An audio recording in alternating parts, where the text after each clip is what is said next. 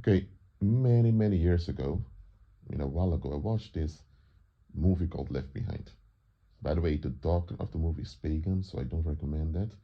There is no such thing as a rapture before Christ comes back. But anyway, in that movie, there was this specific scene. This white pilot, he witnessed millions disappearing from the earth. Millions. There was a big crisis worldwide because of this. And he had a black best friend who wanted to bring him into safety. So they were walking towards the car of this black best friend. While walking towards the car, this elderly lady appeared out of nowhere begging, asking for money on that.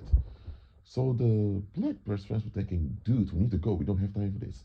But the pilot said, don't worry, I got this.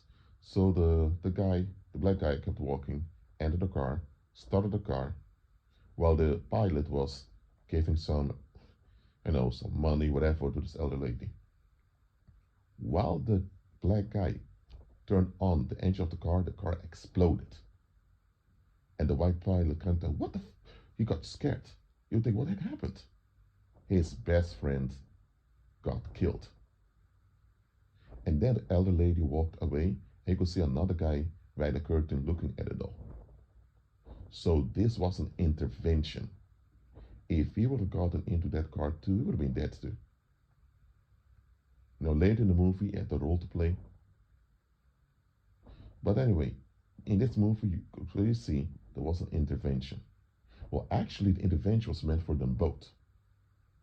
But one guy did not pick up it was an intervention.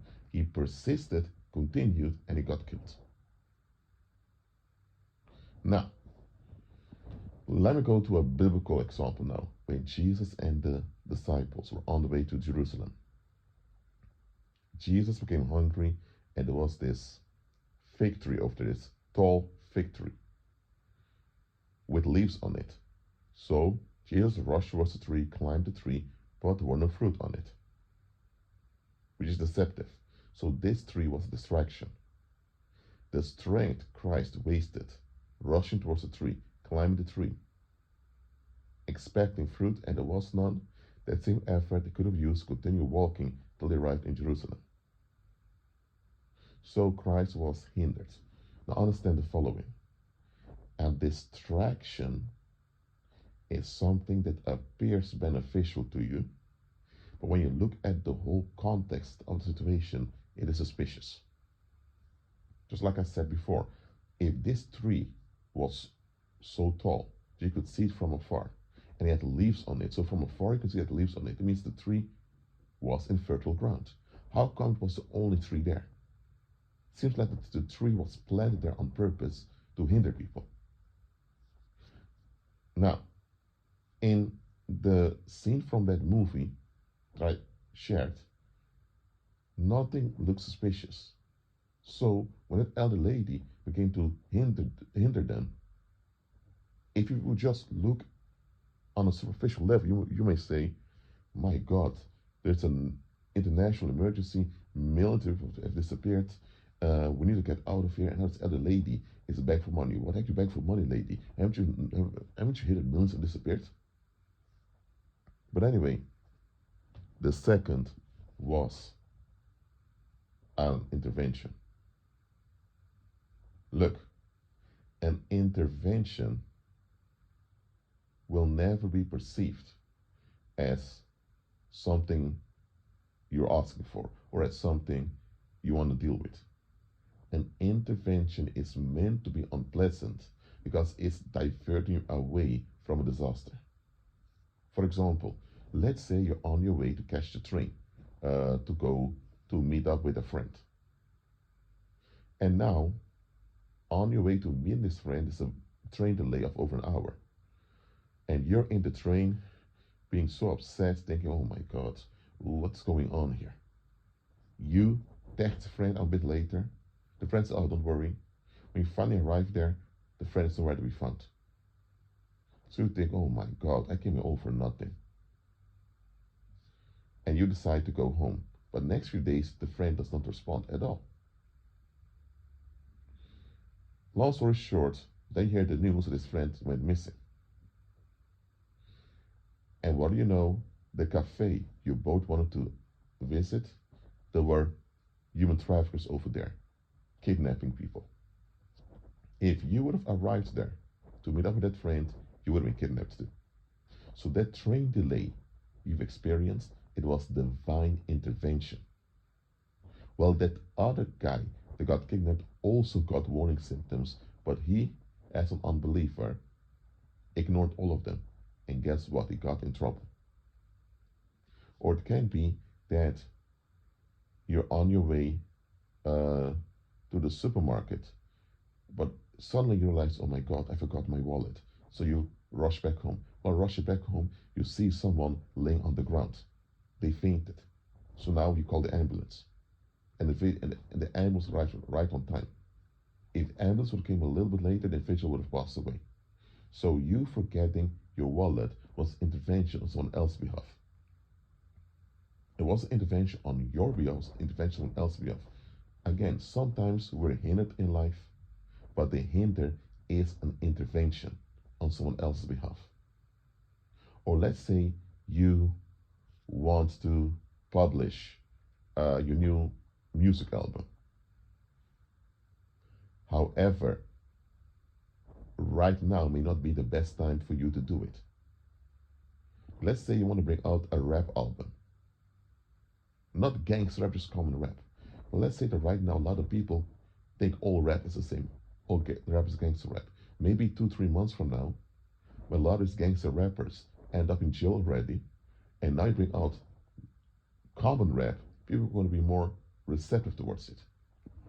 So the Holy Spirit may delay you publishing your rap album for like 2 months, and when you finally publish it, it's going to be received better. What I'm saying is, in life, timing matters. Just look at that one example I gave to you of you rushing back home to get your wallet, and you see someone laying on the ground on the street. You call the ambulance. Timing mattered. If you were not there, if you had not forgotten your wallet and rushed back home, the individual would have died. It was Heavenly Father that hit your wallet, and you thought you had it because God knew you would have to rush back home and knew you would encounter this individual. Timing matters. Look at the other example of you about to meet his friend. There was a train delay. Because the train delay, you miss out on that appointment. And by miss out on an appointment, you were kept safe. So an intervention is always a timely hinder to block worse from happening to you or from someone else. It's not just about you, okay?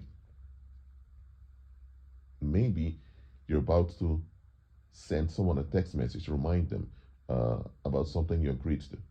But then Holy Spirit tells you don't send a text message. And when you're about to send a text message, your phone freezes. What you don't know is that the husband of this individual or the wife of this individual may have a jealousy issue. And when the spouse sees the phone going off of the partner, they're going to creep out and talk weird crap about you. And let's say the spouse is on the worst day now. So in this case, Holy Spirit hindered you from sending the text message. Even though it was nothing sexual, nothing about that, the spouse individual is going to creep out, and now you have domestic violence, that type of crap. You know what I mean? So what I'm saying is, an intervention is a timely hinder to prevent worse. Now, a distraction is also timely. A distraction is a timely offer to block better from happening. So distraction is opposite. A distraction is a timely offer. A distraction hinders you and blocks you eventually. But when it happens, it appears like an offer for you. Maybe you want to start your own business, and the business is already registered, but you need some finance to start this. And now you have this business firm that wants to invest in you. But guess what? This business firm is involved in money laundering and illegal arms deals. So you getting sponsored by this business firm eventually is going to make you look suspicious to the police internationally. So Yes, it will benefit you on the short term to boost your business, but the long term it works against you. So it hinders and blocks you. So it was a timely offer to block better from happening. Or maybe you're what you call saying the word single now, and you open for a sexual union to glorify the Heavenly Father.